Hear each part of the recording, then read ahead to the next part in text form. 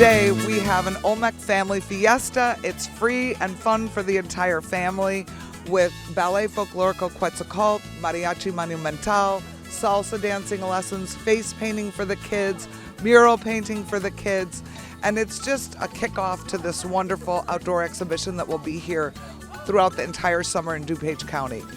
There's 33 Olmec reproductions and 33 different artists from all across North America, from Canada, US, and Mexico participated, and they're all Latin American in heritage, and each one painted a head trying to tie their city, their culture back to the Olmecs. And here at COD, you will see 10 of the Olmec heads on the campus.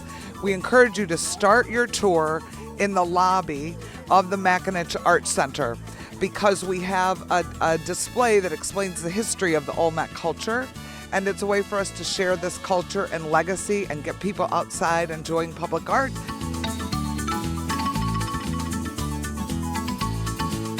I'm just excited to be able to see this finally here, happen. Like I said, two years now working on this project, seeing all the artists come through and seeing them work on these pieces.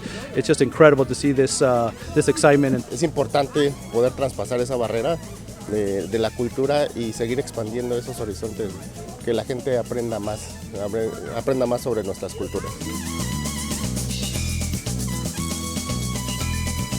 It is incredible to see these pieces of art that not only made us think of one of the most ancient cultures in the hemisphere, but also that engage young people and young artists. I love that. It's an enormous source of pride. I love to see the families here. I love to see the kids. But it's not only for Mexicans, it's for everybody to be curious about this, to learn more about this, and to celebrate the diversity of the communities here in Illinois.